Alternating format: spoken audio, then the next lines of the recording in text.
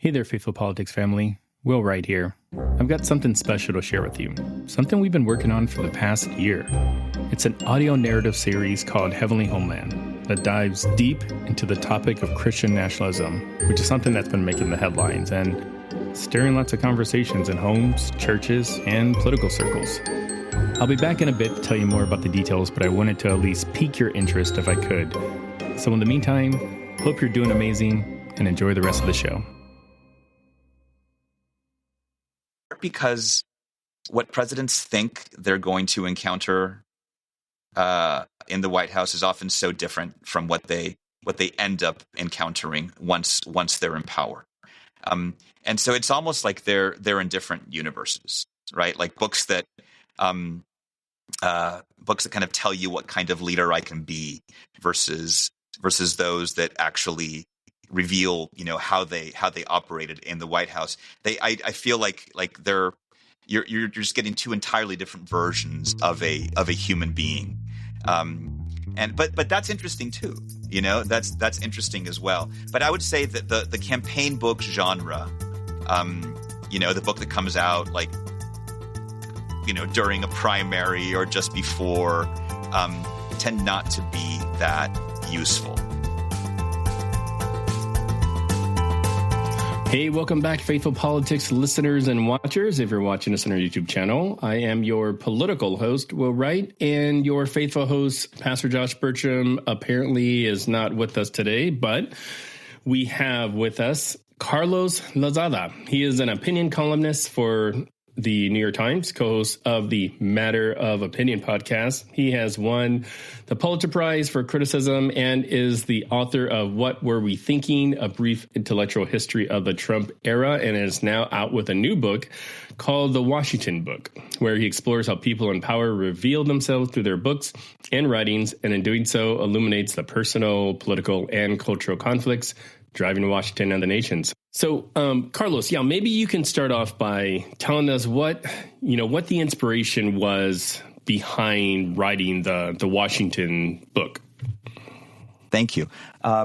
So about a year ago, I gave a journalism lecture at my alma mater, the University of Notre Dame.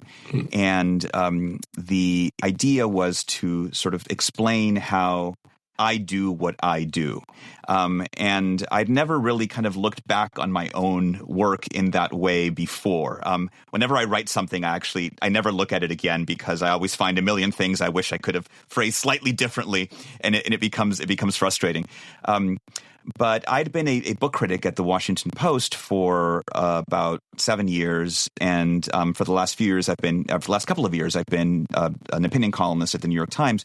But what I've done in both those roles is mainly write about political books and attempt to understand politicians kind of in their own words.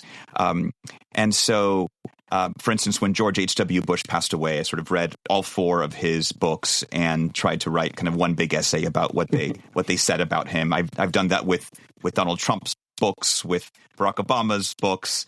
And so kind of looking back at my own writing, which was, a weird experience, I realized that, there were certain kind of recurring approaches I had to try to understand politicians. Like reading their acknowledgement sections is always incredibly revealing.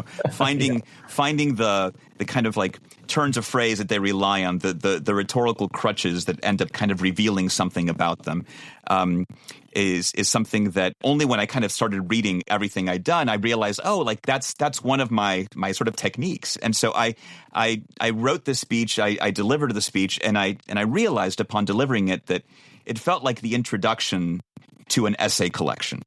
And so that is the introduction that you encounter at the beginning of the book, and that led me to then kind of sift through my work over the past decade and assemble a sort of a greatest hits of the essays and the book reviews that I think allowed me to really use books to understand politicians.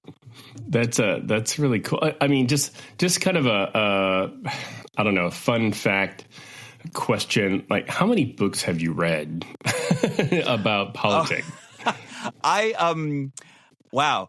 I'm not entirely sure because, I mean, it sounds like, like when people think you're a book critic, or when they hear you're a book critic, they think like, oh, you must have read so much and have, be some kind of intellectual. Like, if it's just your job, it's what you get to do all day. It's like anyone else's job. And so when I get to read books all day and get paid to do it, you end up reading a lot. For the first book that you mentioned that I did on the Trump presidency, I read about 150 books that in some way dealt with the big debates of the Trump era.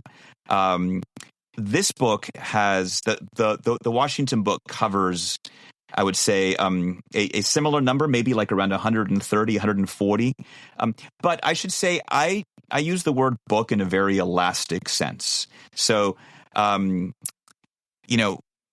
special counsel investigations, right? Congressional reports, commission reports, Supreme Court opinions, which often are as lengthy as books. To me, those are all Washington books, right? Those all fit into this kind of broad category. It seems like a Washington book is something very narrow, but to my mind, I try to define it in as broad a manner as I can.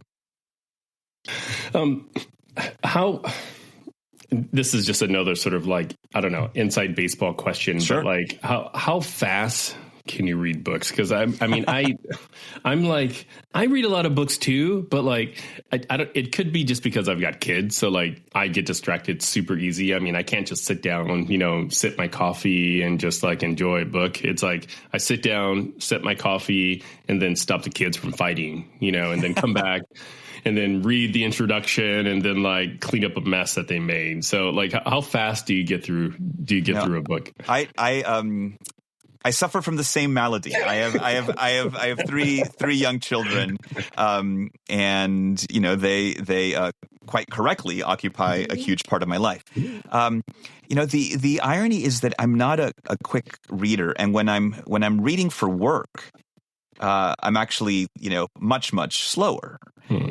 So for instance, if I'm going to read, say, Mike Pence's memoir, right, which I did, and I wrote about it for the New York Times, and it's my essay about it is in this book. I will read it 3 times. The first time I read it kind of straight through. That's the longest read. I read it with a pen. I make a million notes in the margins, underline things. I, look up stuff in the footnotes. It's probably the most kind of aggressive and intense read.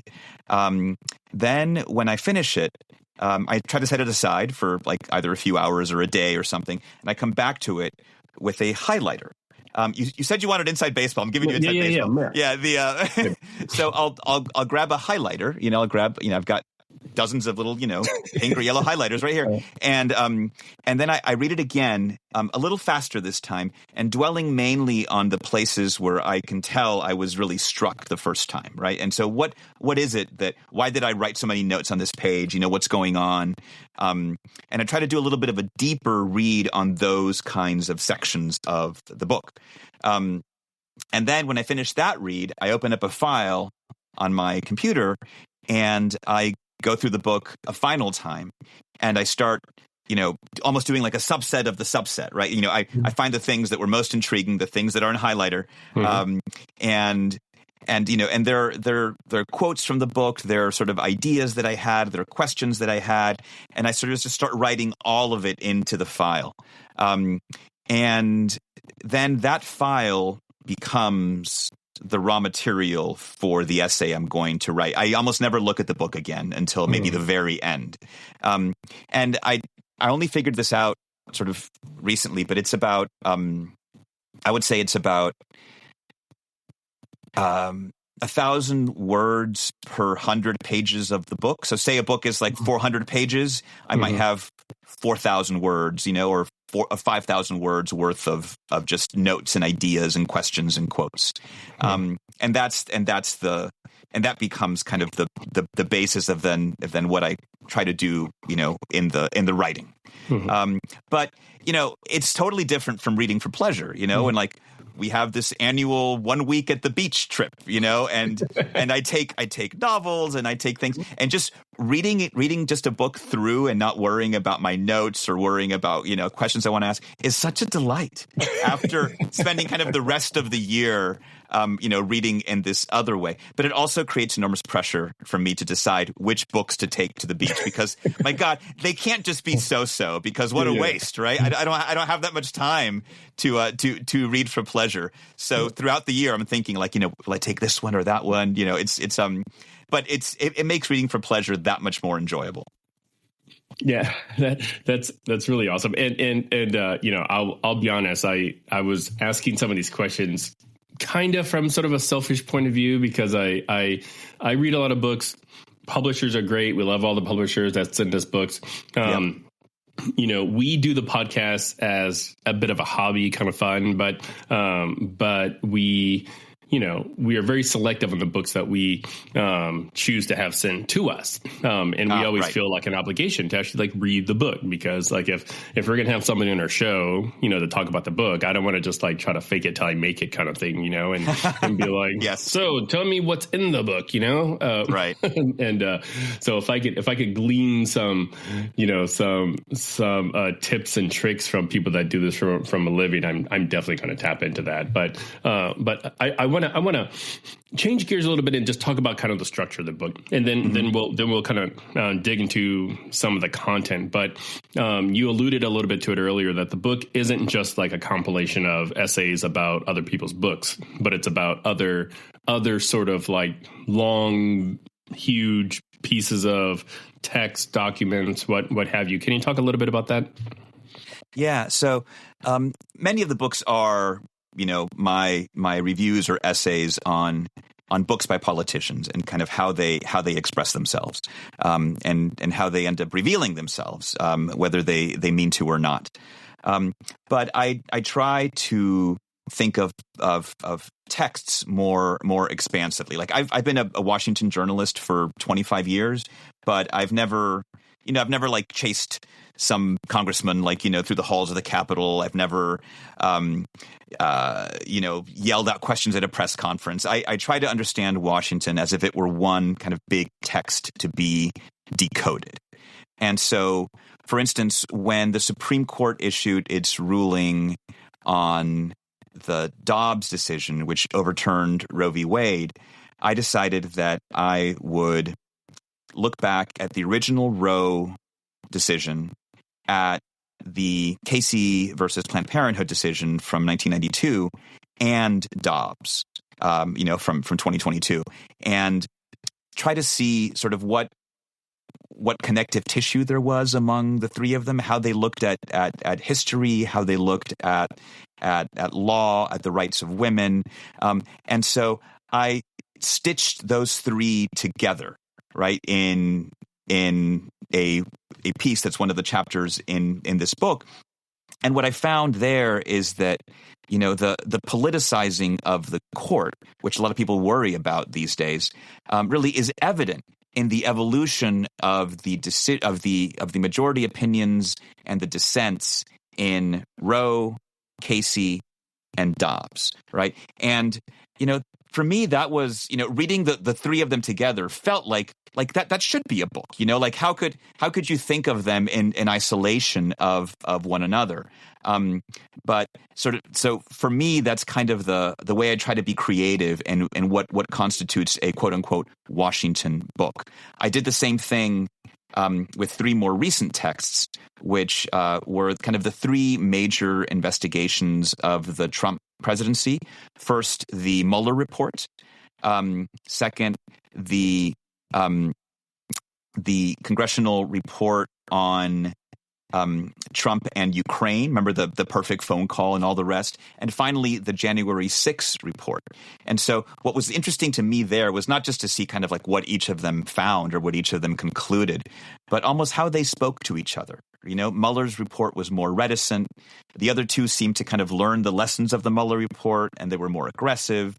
But to me, it's impossible to think of any one of those three without thinking of the two others. Stay with us. We'll be right back. Hey, it's Will again to tell you about Heavenly Homeland, which is an ambitious project that draws from the past 4 years of our podcast to tell the story about Christian nationalism in 5 informative episodes. The episodes in the Heavenly Homeland series will address the belief that America was founded as a Christian nation, the separation of church and state, using the Bible as a tool of oppression, why evangelicals love Trump, and finally, an episode showing why not all Christians are Christian nationalists. We have over 24 experts from the world of academia, theology, constitutional law, mental health professionals, and so many more. The first episode airs on March 3rd, which happens to be the date Lemon v. Chrisman was heard at the Supreme Court. And if you're wondering what that is, well, wait till episode 2. You'll learn all about it. The remaining episodes are going to air every Saturday after that. This documentary is an invitation to explore, to understand, and to engage in a conversation that's more important now than ever. Whether you're a devout follower, a concerned citizen, or somewhere in between, there's something in this story for you. So if you haven't already, go ahead and smash that subscribe button on your podcast platform. It's right there. Just press it so you can make sure that you don't miss it when it comes out. Let's embark on this journey together, equipped with knowledge, empathy, and a willingness to listen to the myriad voices that make up this great nation of ours. Stay tuned, stay informed, and as always, make sure to keep your conversations not right, not left, but up. And let's keep bridging the gap between faith and politics with an open heart and an open mind. Thanks for listening, and enjoy the rest of the show.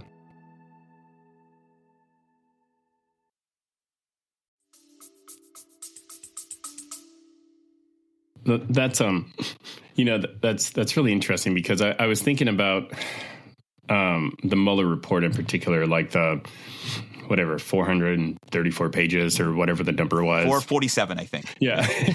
And don't quote me, but I think that's it. Yeah. Well, 400 plus pages of the Mueller report. Yeah. And, I understand people have busy lives. And nobody's really going to read the Mueller report unless, like, you are either in the journalist business or, you have a podcast where you're sort of the political kind of like expert. Like I read the Mueller report 2 times and listened to it on Audible. Because, oh wow! Okay. Because after you are devoted. That's great. I really am actually. It's really funny. Like I was talking to a guest of ours. We were talking about, what were we talking about? Like a recent Trump report that came out. Gosh, I'm drawing a blank. It was the Biden report about the classified documents. Yes. And the person I was speaking to was like an ex general counsel for the CIA, for like Michael Hayden. We were just sort of like unpacking a little bit, and I mentioned something to him about something in the executive summary, and he's like, "Yeah, of course, like that's probably all that you read, right?" And I was like, "No, I read like all 338 pages, like I was like, because this stuff's interesting to me, yeah, and I just want to have the facts, so."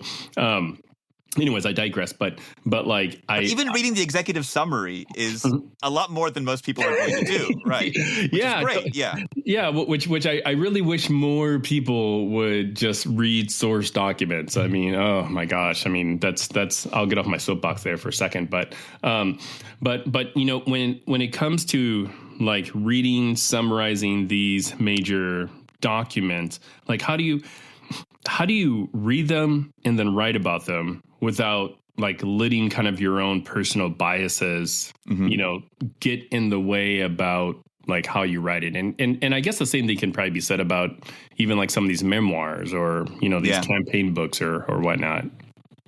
Yeah.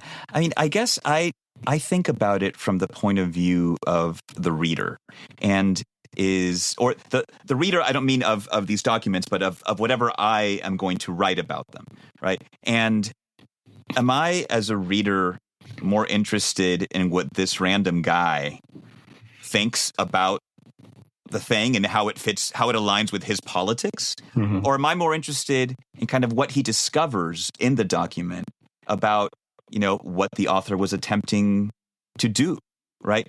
And for me, the answer is easy. Like, I care far more about what a journalist knows than what a journalist thinks, right? Yeah. And so, I have my own sort of political convictions that probably don't align very neatly in a particular camp. I'm a little bit homeless in that sense. But so what I try to do when I read these books or these documents is just, find those little moments of revelation where, regardless of my politics, there is a compelling insight there. And it might, it can be a single sentence. It can be a word, right? In the January 6th committee report, my favorite moment is when it describes Cassidy Hutchinson's testimony. And she is the former White House aide who on January 6th was there, at the ellipse where Trump was giving the speech, and she describes how Trump, wanted people to get through into the area where he was giving the speech. He wanted a bigger crowd, and he wanted them to get rid of the metal detectors, right? Because he knew some of the people were armed, and that would keep them from coming in. And he said, I don't care. They're not here to hurt me, right? And if you think about that sentence, right, they're not here to hurt me. If the emphasis is on one word versus another, it's a radically different sentence, right?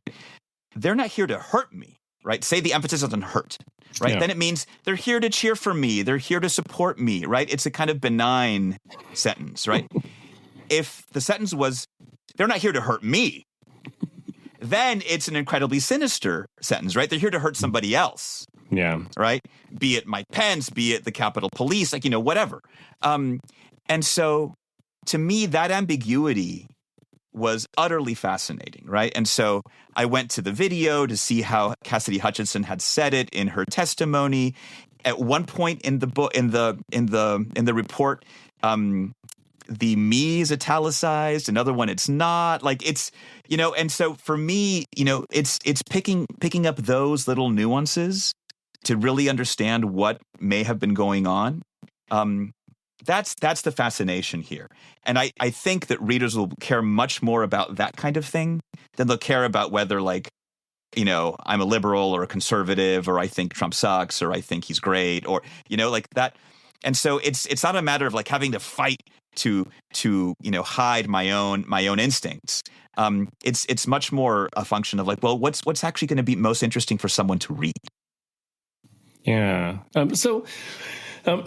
I in full honesty, I've never once read a political presidential campaign book in my entire life. And I'd love to kind of get your take on give us sort of a 30,000 foot view of why these books are written, number one, and then two, maybe we can kind of come down in elevation a little bit, and you can talk to us a little bit about how they inform what a candidate's presidency would look like. And then the last thing is, of the presidents that have written a campaign type book, how accurate is it when they're actually in the White House? Oh, those are good questions. Sort of why do they? They exist in a kind of dutiful sense, right? There's a moment when, especially when a campaign seems to be wide open, a lot of possible candidates, they all come out with a book, right? It's funny. I think Lindsey Graham very reluctantly wrote a book. I think it was just an ebook. It didn't even exist as a physical product. And I think in the introduction he said something like, when you want a big promotion like I want, you're supposed to do this. It's just he was fully acknowledging that it was something he was coming into not very excited. And so it's almost like a lottery, I think, for the publishers too, because, who knows if that particular person is going to end up winning, right?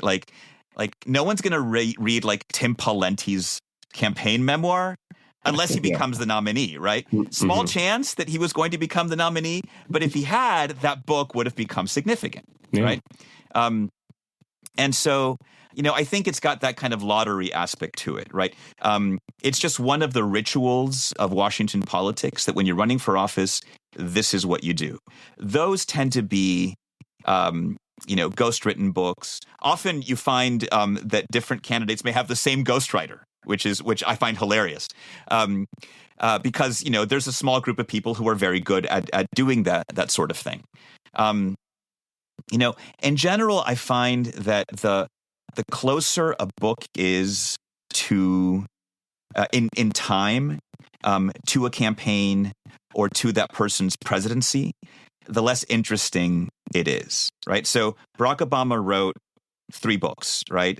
Dreams from My Father, The Audacity of Hope, and the first of, I think, 2 White House memoirs is A Promised Land. Dreams from My Father, which, was in the 90s, long ago, before anyone imagined Obama could be president.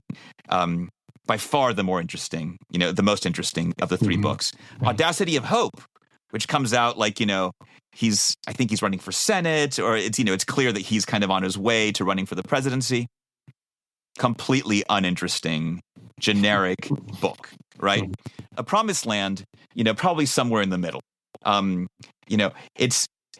It's far more interesting to see presidents give an accounting of their presidencies after, even though those are very self-serving as well, after they've been president, than when they're leading up to it. I recently read Jimmy Carter's books. He's got like 30 or more books. I read 4 of them that are in some way memoirs.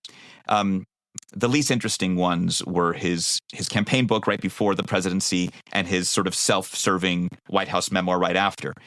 An extraordinary, a beautifully written book is called An Hour Before Daylight, which is a book about growing up on his father's farm in Georgia during the Depression. It's not just good like for a politician. It's a terrific book on its own. And so I always find that the more removed books are from a campaign or from a service in the White House, the more interesting they tend to be. The kind of gold standard of political books or of presidents' books is supposed to be the personal memoirs of Ulysses Grant, which does not deal with his presidency at all. It's about the Civil War, the Mexican-American War, and that made it kind of remarkable. It didn't hurt that like Mark Twain helped him edit it.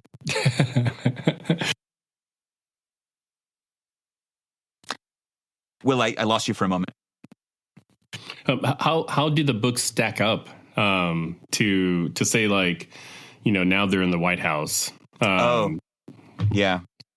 That's hard to say. In part because what presidents think they're going to encounter in the White House is often so different from what they end up encountering once they're in power. And so it's almost like they're in different universes, right? Like books that kind of tell you what kind of leader I can be versus those that actually reveal, how they operated in the White House. I feel like you're just getting 2 entirely different versions of a human being. But that's interesting too. That's interesting as well. But I would say that the campaign book genre, the book that comes out like, during a primary or just before, tend not to be that useful. Although, for instance, Kamala Harris, right? Like when Joe Biden was going to announce who his vice presidential pick was going to be, people were thinking was going to be either Kamala Harris or Susan Rice, right? Susan Rice, who had served as the ambassador to the United Nations. And so I had I hadn't read their books, but I had both of them like on my desk, like ready to like crash on one of them as soon as he announced a pick, and thank God he picked Kamala Harris because her book was a lot shorter. And so I could get through it more quick. Like that was my only rooting interest at the time. Susan Rice's book was far, far longer. And so I should read it at some point. But at this instance, I sort of crashed on reading Kamala Harris's book. And what I enjoyed about that is that, there was one thing she kept saying in the book, and that's that she didn't believe in false choices, right? She would call out false choices, the false choice between, protecting citizens and supporting the police, the false choice between, the rights of undocumented immigrants and the rights of American citizens. And I get it, like saying that, you don't believe in false choices. It can come off very, very thoughtful and very sage, but I also felt it was a way to kind of not face hard decisions sometimes. Politics is all about hard choices. And so her repetitive use of that construction of false choices is the one thing I remember from that book, right? And it's kind of one of the lenses through which I look at her vice presidency. And so, that to me is one way in which kind of an early book, a book that could be construed as a quote unquote campaign book, while not terrific, has that one thing I can pull from it that then is a great lens to assess the politician once they're in high office. Interesting. And in your book, and even here, you mentioned the term ghostwriter, and I think most Americans kind of have a general understanding of what a ghostwriter is. But I'd be interested to hear sort of like your inside perspective on like what is a ghostwriter? Is a ghostwriter just a person that writes a book for somebody else, or like, is there more kind of behind sort of a ghostwriter? Yeah, I mean, in a very basic sense, yes, right. It's someone relatively unknown who writes a book for someone who is very well known, and maybe doesn't really have the time and or writing skills to pull it off, himself or herself. That said, there are many different ways to go about that, right? A kind of typical approach is to kind of interview the story out of the political figure, right? So say I'm gonna ghostwrite, the book for, some prominent politician. I would sit down with that person and conduct a series of just one-on-one interviews where they tell me about, their lives, and they tell me about, their challenges and dilemmas and their experiences. And I started sort of assembling the outlines of a story. And then we go back and forth on a series of drafts, and the politician will edit it, will add things, will change things, will point things out. And it's a collaborative process. You were talking about how you were reading the special counsel report in the Biden documents case. There was a chunk of it that had to do with the ghostwriting of Biden's book, Promise Me, Dad. About his sort of his final year as vice president, and also the year that Beau Biden passed away.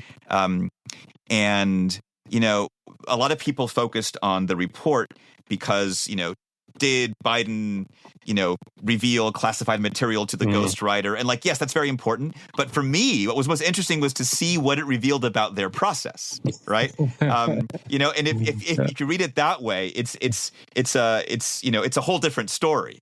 But for instance, one of the most famous, books by a president of recent times is by long before he was president, is The Art of the Deal. And there, the ghostwriter was Tony Schwartz. Not entirely a ghost because he appeared on the cover, right? His name, it was Donald Trump with Tony Schwartz. Yeah. But there, he gave this long interview with the New Yorker, in 2016, I believe, describing the experience of being Trump's ghostwriter. And he said that he tried to do the thing that I just described. He tried to sit down with him at length to interview him about his life, but that Trump, even then, like in his early 40s, right, just had a really hard time focusing and sitting still, and and being able to kind of go through that regular process. And Schwartz for a while thought, like, I won't be able to write this book. Like I can't get anything. He keeps canceling the meetings or ending them abruptly. So finally, what they decided to do is that he would just kind of follow him around his workplace and his meetings, and most important, listen in on his phone calls, right? So that gave him a very clear sense of kind of who he was, how he operated, and then he kind of built Art of the Deal around that. So there's lots of different ways to do it. There's a really, for listeners of your show who are more interested in the ghostwriting experience, there's a really good book called Pretend I'm Not Here, which is such a great title for a book about ghostwriting. Pretend I'm Not Here, by a woman named Barbara Todd Feynman, who was a ghostwriter for a lot of prominent political figures, Hillary Clinton, Bob Kerrey, also for some prominent journalists, for Ben Bradley. And it's just a really interesting look at the experience of not just the ghostwriter in general, but like the Washington ghostwriter, which is its own unique breed. Yeah, going back to the her report for Biden, I remember when we were talking with our guest Robert Dietz. I listened to that episode. That was great. Yeah. I was like, I kind of feel bad for that writer, because like here he is like stuck in the middle, and he's deleting files off his computer, because he's like, oh my goodness, like Biden had classified whatever, and I was a party to all that. And I mean, in my mind, I created this very sort of comical sort of scenario where like where this writer is all of a sudden watching the news and be like, but. Well, but anyway. that book has a lot of, like Promise Me Dad, the Biden book, it goes back and forth between like, dealing with the kind of tragedy of Beau's illness and his, steady deterioration. But also like, and then suddenly I'm heading to Ukraine, or I'm, dealing with Iraq, or, and so it must have been, interesting to kind of keep those two worlds straight. Yeah. And both relied on documents, but in very different ways. Yeah. So I guess with your level of understanding about Washington, specifically kind of through the pages of the books that have been written or reports written, like I'm curious, like what do you think is the most misunderstood aspect of Washington's political scene by the general public at large? Oh wow, that's really interesting. Here's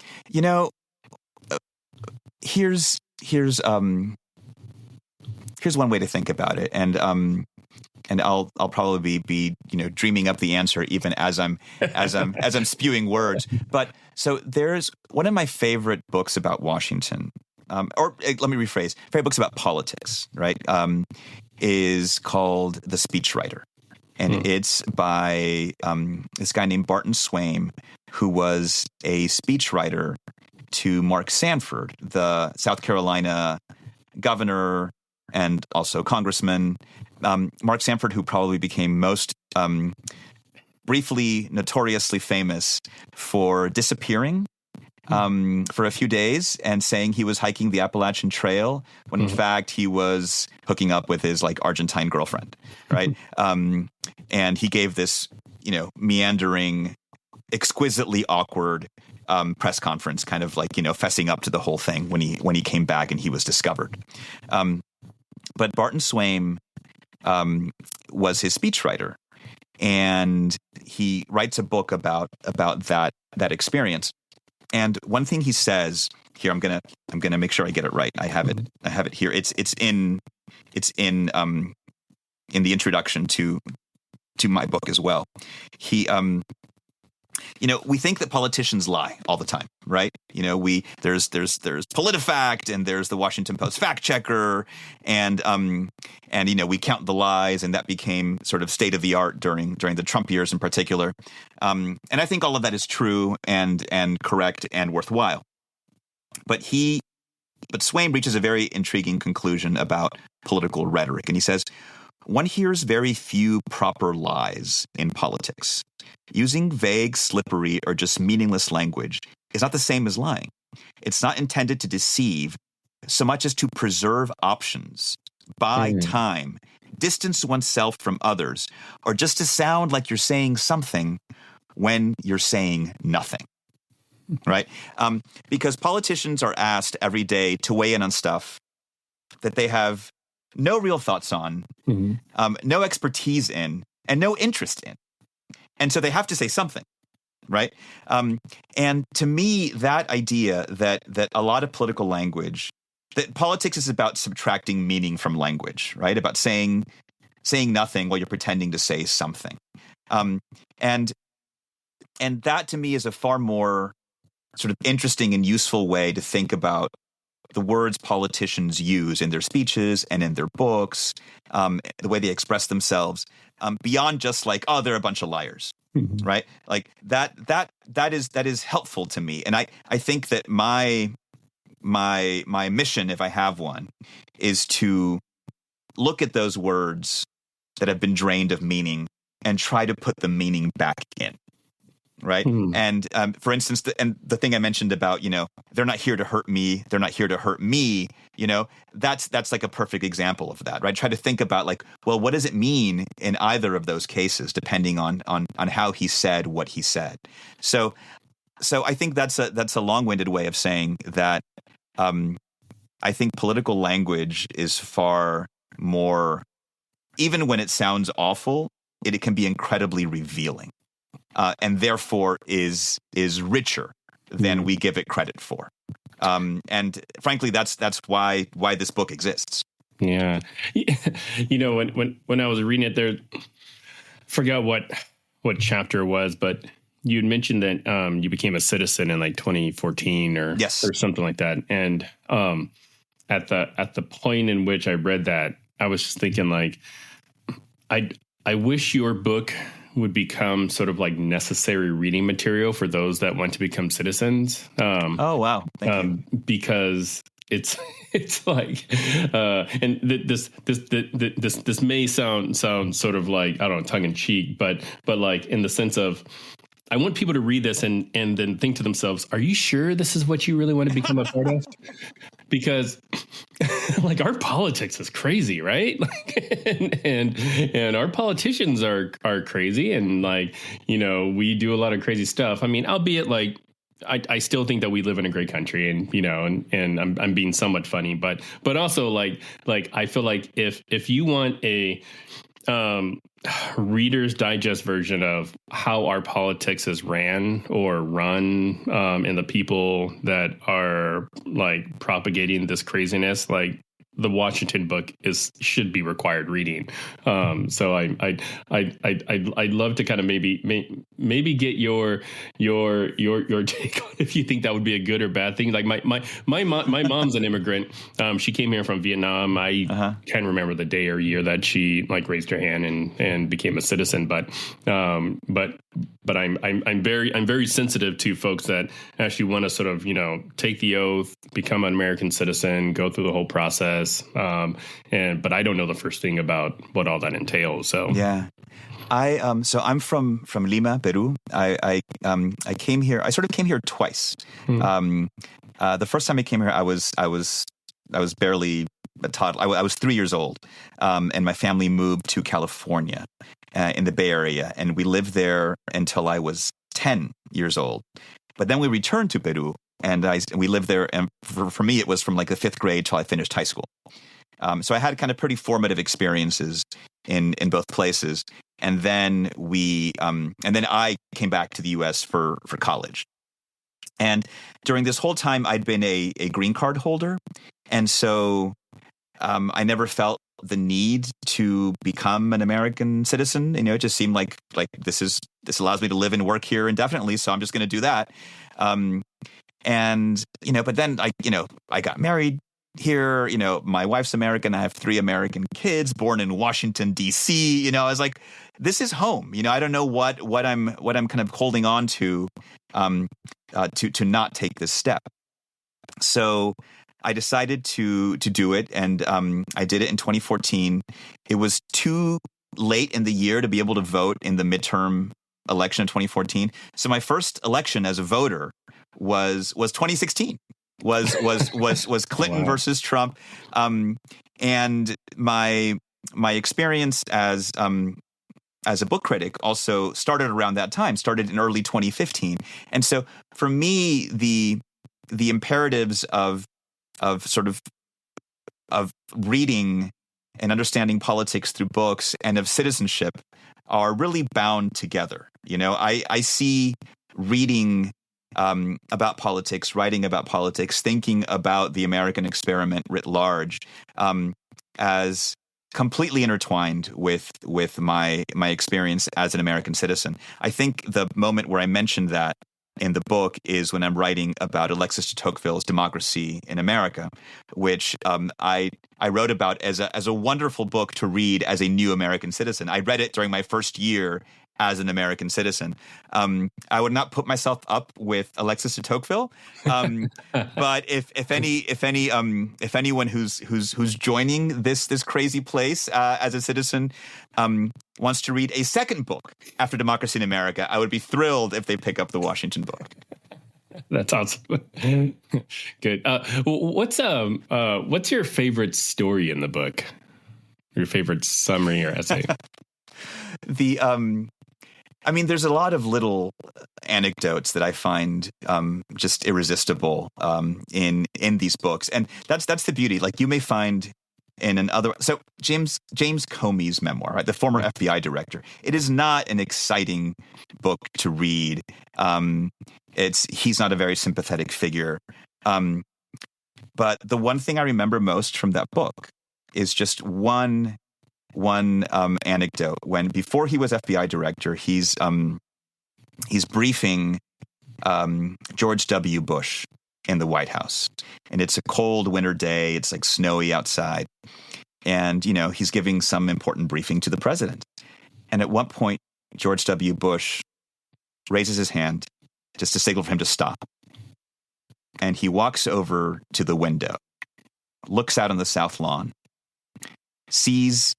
He walked over because he heard that like Marine One, the helicopter, right, is arriving to kind of pick him up or something, and he watches the force of the propellers blow snow all over the press corps, right, and he just watches it, looks at it out the window, and then sits back down and says, "Okay, keep going." Like he just wanted to watch journalists get covered in snow, and then he continues the briefing. Right? There's moments like that are just so not just funny but so human. Right? It was like a little way that George W. Bush could get revenge. That's the thing I'm going to remember from Jim Comey's memoir, A Higher Loyalty. Right? Is it the most significant thing in the book? No, but it tells you something about a president's relationship with the press that a million thoughtful, erudite essays about, media, presidential relations will not capture. But it is captured there. So hopefully in just about every essay, there's something like that just gives you a little window into Washington life. That's so funny. Okay, so my last question. So this book is coming out at a time. Political climate in the U.S. is pretty charged, divisive. We got Super Tuesday coming up in just a couple of weeks. How do you hope your book will impact readers' understanding of like the Washington political climate or political culture? Yeah, I hope it humanizes it a little bit. I hope we start thinking of individuals, of people, as much as we think about these immovable forces of populism or liberalism, the left and the right. It's easy to get caught up in that kind of abstraction of popular debate, and in the end, these are stories about how people are trying to present themselves, right? And so for me, that's that's a useful lens. It's not the only lens. A colleague of mine at the New York Times wrote a wonderful book called Audience of One. It was trying to understand Trump, say, through television. Right. And that's a perfectly legitimate way to explore, politics in our time. For me, it's through books. right? And through the words that politicians use. One of the essays in the book focuses on one word that Joe Biden uses again and again, and that is the word still, right? America is still a democracy. We are still a beacon of freedom. It's never been a good bet to bet against America, and it still isn't, right? It could just be a rhetorical flourish, but what does still tell you, right? Still tells you that there's an argument going on, right? America is a democracy is a statement of belief. America is still a democracy acknowledges that there's an argument going on. And that is the way in which I understand Joe Biden. And it props up against, it juts up against Trump's use of the word again, right? Make America great again. Again is the whole thing, right? Again is everything, right? Still is about how, we're trying to hold on to something that we think we still can be. Again is about something we lost that we're trying to get back, right? It's like it's hope versus nostalgia, right? And simply by honing in on those two words, to my mind, you can really capture what this campaign might be about. So I hope that people, when they, if they encounter this book, will just think a little bit differently about the words politicians use, and may listen with a slightly different ear when they're hearing speeches or when they're reading these books. Oh, that's really awesome. I was going to ask you, where can people find your book, but I'm guessing that if people are smart enough to get to a podcast, they probably know where to find your book. So I'm actually going to just change my last question. Sure. A little bit, and like what books are you looking forward to reading? Like I'm assuming Biden may write a memoir or something like that. But what books that are probably going to be published in the future are you looking to read? I'm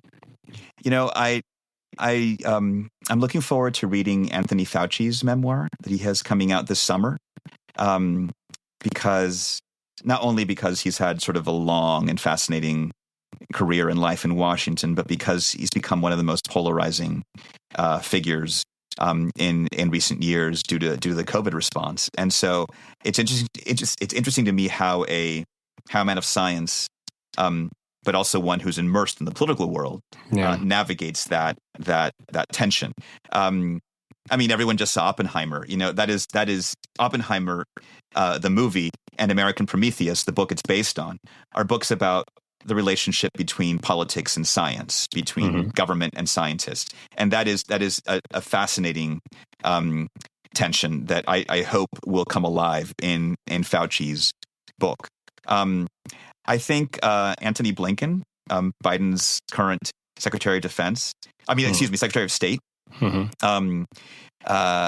has had a very interesting tenure, and I hope that he writes about it at some point. From the Trump presidency, I would love to read a memoir from Kirstjen Nielsen, who was the Secretary of Homeland Security, who had a very difficult go of it. I was involved in some of the most controversial policies of the administration, and I would love to hear her version of events. So those are some. But really, the Washington books that I end up loving are the ones that came out of nowhere that I wasn't expecting, and suddenly reveal so much. But those of kind of some major figures, those are some that I'd be interested in hearing from in book form. That's really cool. Well, how can people kind of keep up with the work you're doing, both at the New York Times and any sort of future books that you may have on your plate? Oh, sure. I write for the New York Times opinion section. I have a podcast called Matter of Opinion with three of my colleagues in opinion, where we sort of debate a lot of kind of big questions of the day. I often find myself kind of testing out ideas on the podcast, and then depending on whether I think they made sense and what kind of reaction I got from my colleagues or from listeners, that might develop into a column, and then those columns might develop into books. So I hope to be. So I wrote a book about the books of the Trump era. If you think of them as like those Russian nesting dolls, I think that book is sort of a subset of of the Washington book, which spans a much larger time period. But I hope to keep expanding that circle. And something I'd like to do next is a book about sort of the big ideas about America, almost the catchphrases, right? The nation of immigrants, the shining city, the American dream, the land of opportunity, the frontier nation, right? And try to sort of understand each of those ideas through books and essays as well. Oh, wow. That would be pretty incredible. Well, I look forward to reading your future works. And I appreciate you spending some time with us, Carlos. This has been amazing. Thank you so much. A real delight. And to our Faithful Politics listeners and viewers, thanks for joining us. And as always, keep your conversations not left or right, but up. And we'll see you next time. Take care.